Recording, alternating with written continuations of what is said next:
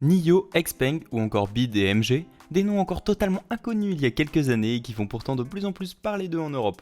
Car c'est un fait, les constructeurs chinois sont aujourd'hui bien présents en Europe et devraient continuer d'envahir nos routes. Fini l'image de marque bas de gamme, les voitures made in China sont désormais désirables et cette mention d'autrefois cachée est même un argument pour certains, comme Airways, qui lance son U6 sur le vieux continent.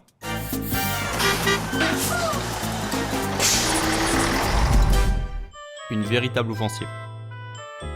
Si elles ne sont pour la plupart pas encore vendues en France, les marques chinoises commencent tout doucement leur invasion, alors qu'elles étaient très nombreuses au mondial de l'auto. Par ailleurs, elles sont déjà commercialisées dans plusieurs pays et notamment en Norvège, et le moins que l'on puisse dire, c'est qu'elles rencontrent un vrai succès. Selon un rapport de l'ONG Transport et Environment, les constructeurs chinois représentent 5% de tous les véhicules électriques vendus depuis le début de l'année en Europe. Et ce chiffre pourrait fortement augmenter puisque l'organisation annonce qu'il pourrait fournir de 9 à 18% de ces véhicules électriques en 2025. Selon Global Data, d'ici 2030, la Chine comptera pour 60% des livraisons de voitures électriques à travers le monde. Le pays aurait 10 ans d'avance sur le reste du monde, notamment grâce à sa capacité de production de batteries lithium estimée à plus de 70% en 2030. Pour le moment, la Chine s'accapare plus de 56% des parts de marché de l'industrie de la batterie lithium et devrait compter pour 25% des ventes de voitures électriques dans le monde d'ici 2025. Et cela risque de poser de sérieux problèmes. En effet, cette explosion de marques chinoises chez nous risque de mettre à mal la compétitivité européenne et d'engendrer des destructions d'emplois puisqu'une partie importante de la production risque d'être délocalisée dans l'empire du milieu.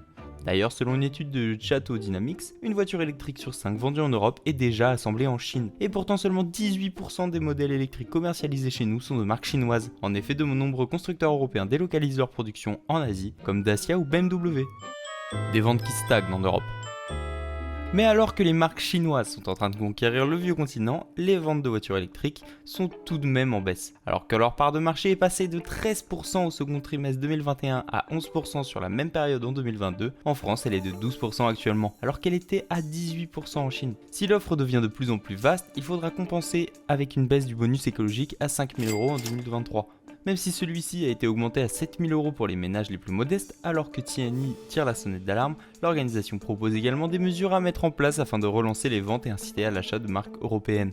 Parmi elles, la création d'un leasing social dès l'an prochain. C'est justement ce que prépare le gouvernement qui souhaite proposer une location de voiture électrique à 100 € par mois. Celui-ci devrait notamment être taxé sur les voitures françaises ou européennes. Dans le même temps, une réflexion est également en cours pour préserver l'accès au bonus écologique aux véhicules assemblés en France ou en Europe. Une mesure qui priverait alors les MG4, Dacia Spring et autres Tesla Model 3 de cette aide, au profit de modèles fabriqués sur le vieux continent. C'est d'ailleurs l'une des recommandations de Transport et Environment qui demande également que les plus petits segments citadines et compacts ne soient pas abandonnés non plus afin de garantir un succès de la voiture électrique au plus grand nombre.